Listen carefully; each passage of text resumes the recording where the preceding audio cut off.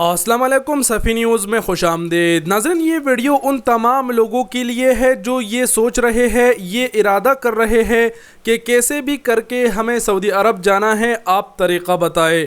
तो वो लोग ज़रूर देखें जो सऊदी अरब जाना चाहते हैं, कैसे भी करके हम आपको तरीक़ा बताएंगे कि आपको यहाँ से बहरीन जाना होगा और बहरीन से फिर सऊदी अरब जाना होगा, और ये तमाम तर प्रोसेस कैसे होगा इस वीडियो में हम आपके साथ मुकम्मल डिटेल से शेयर करेंगे।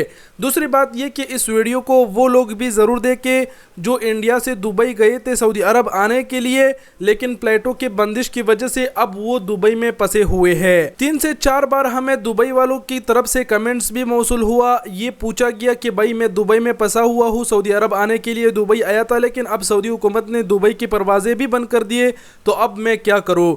तो मैंने तो उन सबको ये मशवरा दिया था कि आप लोग वापस चले जाइए अपने मुल्क, क्योंकि दुबई में मौजूद इंडिया एम्बेसी ने कहा था कि जितने भी लोग दुबई आए हैं सऊदी अरब जाने के लिए, उनको चाहिए कि वो अपने मुल्क रिटर्न चले जाए।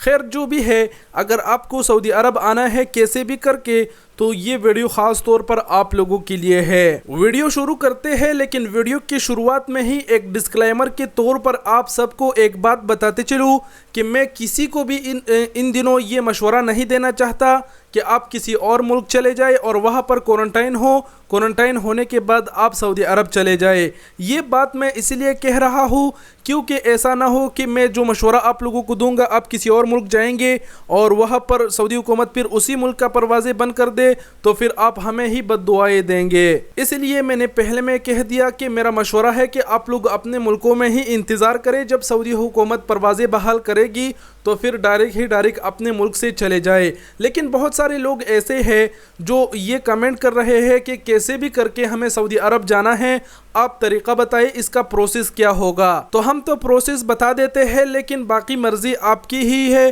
कि आप जाते हैं या फिर नहीं जाते, या फिर इस बीच में अगर सऊदी हुकूमत ने परवाज़ें उस मुल्क की ही बंद कर दिए तो इस चीज़ की हम जिम्मेवार नहीं होंगे। खैर, जो भी है, हम आपको डायरेक्ट तरीक़ा बता देते हैं कि अगर आपको कैसे भी करके सऊदी अरब जाना है तो आपको कौन सा रास्ता इख्तियार करना होगा।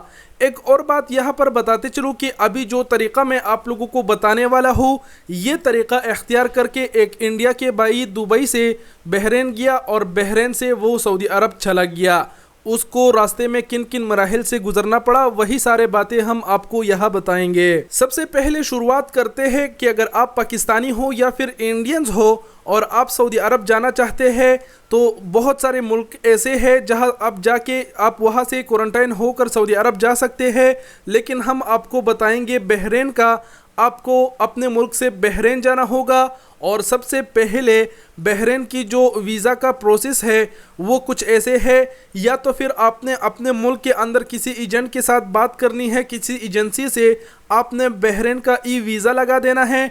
आपको 14 दिन का भी वीज़ा मिलेगा, 1 महीने का भी वीज़ा मिलेगा, और उसकी जो फ़ीस है वो बहरीनी दिनार में तकरीबन 50 तक होगी, इससे ज़्यादा नहीं है। दूसरी बात यह कि अगर आप वीज़ा एजेंट के थ्रू, एजेंसी के थ्रू लगाना नहीं चाहते तो आप बहरीन में जाके बहरीन के एयरपोर्ट पर ही जो ऑन अराइवल वीज़ा है वहाँ पर वो भी लगा सकते हैं, आराम से आपको वहाँ पर लग जाएगा।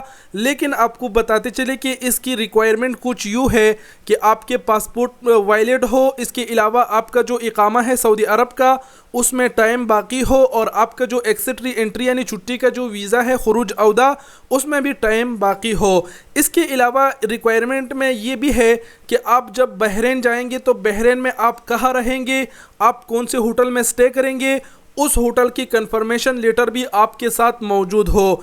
इसके अलावा रिक्वायरमेंट में एक ये भी है कि आपके पास बहरीन से फिर सऊदी अरब जाने के लिए जो रिटर्न टिकट है वो मौजूद हो। भले आप कंफर्म ना करें, फिर आप जो है ना रोड के रास्ते ही सऊदी अरब चले जाए, लेकिन एजेंसी वाले को अगर आप कहेंगे तो वो आपको एक प्रिंट निकाल के आपका नाम उसमें लिखा हुआ होगा वो दे देगा। तो पासपोर्ट, इकामा और एक्सेट री एंट्री और होटल बुकिंग और रिटर्न टिकट, ये रिक्वायरमेंट पूरे होने के बाद आप जाएंगे बहरीन में।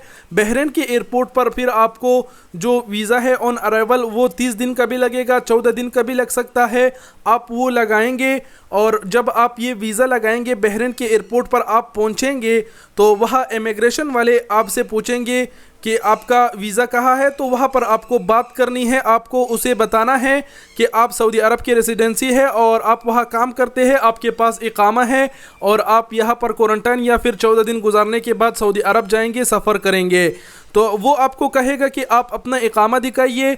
तो आपके पास अगर ओरिजिनल इकामा मौजूद है तो आप उसे दिखा सकते हैं, लेकिन अगर आपके पास उस हालत में ओरिजिनल इकामा नहीं है, बहुत सारी कंडीशन में ऐसे होते हैं कि कंपनियां ले लेते हैं, तो आपको क्या करना है कि आपके पास जो इकामे का फ़ोटोकॉपी है या तो तस्वीर कुछ ना कुछ तो होगा, नंबर, आपको उसे वो दे देना है। तो उसके ऊपर वो आपका काम कर देगा, इमिग्रेशन वाले आपको वीज़ा लगा कर दे देगा। वीज़े का फ़ीस मैंने पहले ही बता दिया कि बहरीनी दिनार में 50 दिनार से ज़्यादा नहीं होगा। अच्छा, वीज़ा लगने के बाद आपको एक पेपर दे दिया जाएगा, उसमें आपको लिखना होगा अपने पासपोर्ट का नंबर, अपना मालूमात, मतलब आप बहरीन में कौन से होटल में रहेंगे, मतलब तमाम तरह डेटा उसमें इंटर करना होगा। पेपर में डेटा इंटर करने के बाद आपको बहरीन के एयरपोर्ट पर ही एक कोरोना का टेस्ट करना होगा। उसकी फ़ीस भी आपको देनी होगी कैश में, चाहे आप एटीएम कार्ड से अदा करना चाहते हो या फिर कैश। तो वहाँ पर आपका जो कोरोना टेस्ट होगा, उसके बाद आपको बहरीन में जाके एक ऐप डाउनलोड करनी है जिसका नाम है be aware. Be aware app download होने के बाद उसमें आप अपने कोरोना की रिज़ल्ट देख सकोगे कि आपकी जो टेस्ट है वो निगेटिव है या फिर पॉजिटिव है, या फिर आप जिस होटल में जाएंगे 1-2 दिन में आपकी जो कोरोना का टेस्ट होगा वो आ जाएगा। आपने वहाँ पहले मैंने आपको बता दिया कि आपको पेपर दिया जाएगा, उसमें तमाम तर चीज़ें लिखनी होंगे। अच्छा, इसके बाद बहरीनी हुकूमत का कहना है कि अगर कोई बहरीन जाएगा तो उसको 3 बार कोरोना की जो टेस्ट है वो करने होंगे। एक तो एयरपोर्ट पर ही कोरोना का टेस्ट करना होगा, और दूसरा 5 दिन बाद करना होगा, और तीसरा 10 दिन बाद करना होगा। तो जब आप ये पहला एयरपोर्ट पर टेस्ट करेंगे, उसके बाद टैक्सी पकड़ के आप अपने होटल जाएंगे, तो वहाँ पर आप एक दिन तो आपको बाहर नहीं निकलना है। जब आपकी जो कोरोना का टेस्ट है जो आपने एयरपोर्ट पर किया है, अगर वो नेगेटिव आते हैं तो फिर आप बाहर कहीं पर भी जा सकते हैं, आपको आज़ादी होगी। आपने बी अवेयर ऐप ज़रूर डाउनलोड करना है। इस तरह 5 दिन गुजरने के बाद आपने फिर एक कोरोना की जो टेस्ट है वो करना है।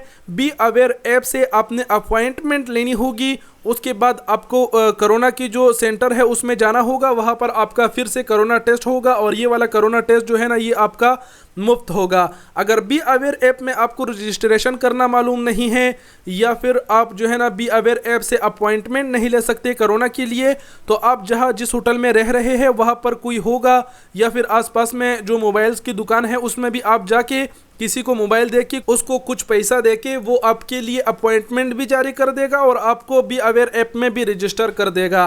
तो ऐसे करके 5वें दिन जब आप कोरोना का टेस्ट करेंगे, उसके बाद बी अवेयर ऐप में आपका डेटा आएगा कि आपका जो टेस्ट है वो निगेटिव आया या फिर पॉजिटिव आया। जब निगेटिव आया तो फिर जो है ना आपको आज़ादी है, घूम सकते हैं, कहीं पर भी जा सकते हैं। इस तरह 10 दिन पूरे होने के बाद आपको फिर एक कोरोना का टेस्ट करना है, लेकिन 10 दिन पूरे होने के बाद आपको कोरोना का टेस्ट नहीं करना है। मैं आपको तरीका बताता हूँ, क्योंकि आपको जो कोरोना का टेस्ट है वो 12वें दिन करना है, ताकि उसी कोरोना के टेस्ट पर फिर आप सऊदी अरब जा सके। 12वें दिन जब आप कोरोना की टेस्ट करेंगे तो आपका जो कोरोना का टेस्ट है वो 13वें या फिर 14वें दिन आ जाएगा, और उसी टेस्ट पर फिर आप सऊदी अरब भी सफ़र कर सकेंगे। आप सबको पता है कि सऊदी अरब जाने के लिए भी कोरोना का टेस्ट ज़रूरी है, और वो जो टेस्ट है वो 72 घंटे तक काबिल कबूल होगा। तो 12वें दिन जब आप कोरोना की टेस्ट करेंगे और 13वें 14वें दिन जब आपका रिजल्ट आएगा, उसके बाद आपको निकलना है बहरीन से सऊदी अरब जाने के लिए। बहरीन से सऊदी अरब जाने के लिए आपको आप एयरपोर्ट की रास्ता भी इख्तियार कर सकते हैं, और अगर आप बाई रोड किंग फहद पुल से जाना चाहते हैं तो वहाँ से भी जा सकते हैं। बाई रोड अगर आप जाना चाहते हैं तो एक टैक्सी पकड़िए, उसको कुछ पैसा दीजिएगा और वो आपको डायरेक्ट दमाम तक छोड़ देगा। रास्ते में किंग फहद पुल में इमिग्रेशन आएगा, वहाँ पर आपका जो कोरोना का टेस्ट है वो चेक किया जाएगा, आपका रिकॉर्ड चेक किया जाएगा कि आप गुज़िश्ता 14 दिनों में कहाँ थे, मतलब सारा रिकॉर्ड चेक किया जाएगा। अगर आप 14 दिन बहरीन में क्वारंटाइन हुए थे और जो आपका कोरोना का टेस्ट है वो नेगेटिव है, तो आपको डायरेक्ट सऊदी अरब जाने दिया जाएगा बाई रोड। यही चीज़ अगर आप एयरपोर्ट के रास्ते इख्तियार करेंगे, एयरपोर्ट के रास्ते जाएंगे, तो वहाँ पर भी इमिग्रेशन में ये तमाम तर चीज़ें चेक किए जाएंगे। और अगर आप 14 दिन बहरीन में रह चुके होंगे और कोरोना का टेस्ट आपका नेगेटिव होगा, तो एयरपोर्ट से भी आपको सऊदी अरब छोड़ दिया जाएगा। तो यही मुकम्मल तरीका था पाकिस्तान और इंडिया से सऊदी अरब जाने के लिए। अब यहाँ पर बात करते हैं कि ये मुकम्मल जो टिकट होगा, वीज़ा होगा, आपका वहाँ पर ख़र्चा होगा, ये मुकम्मल कितने रियाल में होगा। और दूसरी बात ये कि जो शॉर्टकट में मैंने आप लोगों को समझा दिया, इससे कुछ ज़्यादा भी हो सकता है, लेकिन मैंने डायरेक्ट शॉर्टकट रास्ता इख्तियार किया कि मैं आप लोगों को शॉर्टकट में बताते चलूँ कि अगर आप बहरीन का रास्ता इख्तियार करना चाहते हैं तो किन किन मराहिल से आपको गुजरना पड़ेगा। और अब आपको बताते चले कि ये जो तमाम तर मराहिल है, और आप होटल में रहेंगे, आप वीज़ा लेंगे, आपका जो ख़र्चा होगा मुकम्मल उस पर ख़र्चा कितना आएगा। तो सऊदी रियाल की अगर हम बात करते चले तो तकरीबन 4000 रियाल से लेकर 4500 रियाल तक इन तमाम तर चीज़ों पर टिकट के साथ आपका ख़र्चा आएगा। अगर आप ये ख़र्चा उठा सकते हैं और रिस्क लेना चाहते हैं, रिस्क लेके आप सऊदी अरब जाना चाहते हैं, तो ये तरीक़ा इख्तियार करके आप सऊदी अरब जा सकते हैं। इससे अच्छा कोई दूसरा रास्ता नहीं है। मैंने शुरुआत में ये भी बताया कि जो लोग दुबई में फंसे हुए हैं वो लोग भी इस वीडियो को ज़रूर देखें। अगर आप भी इस वक्त दुबई में फंसे हुए हैं तो आप भी दुबई से बहरीन और फिर बहरीन से सऊदी अरब जा सकते हैं। एक बार फिर मैं आखिर में कहूँगा कि मैं आपको ये मशवरा नहीं दूंगा कि आप लोग चले जाए। अगर इंडियंस ये रास्ता इख्तियार करके जाना चाहते हैं तो सही है, लेकिन पाकिस्तानी हो के तो बिल्कुल ना जाइए।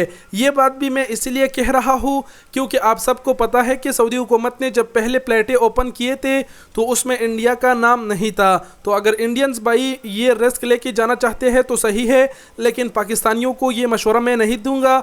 वो इसलिए क्योंकि जब सऊदी हुकूमत परवाज़ें बहाल होगी तो इंशाअल्लाह ताला उसमें पाकिस्तान का भी नाम होगा। अल्लाह करे कि इंडिया का भी नाम हो, लेकिन मैं जो खबर है वो आपको बता रहा हूँ। और जाहिर तो ऐसे ही हो रहा है कि 10 से 15 दिनों में इंशाअल्लाह सऊदी हुकूमत जो परवाज़ें है वो बहाल कर देंगे।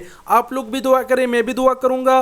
बाकी उम्मीद करता हूँ आप लोग समझ गए होंगे बहरीन के रास्ते कैसे जाते हैं, आप लोग जान गए होंगे और बातें करने की ज़रूरत नहीं। अगर कोई सवाल है तो कमेंट सेक्शन में यूट्यूब से ज़रूर करें, हम कोशिश करेंगे कि आपको जवाब दे। बाकी वीडियो देखने का बहुत बहुत शुक्रिया। अल्लाह हाफिज़।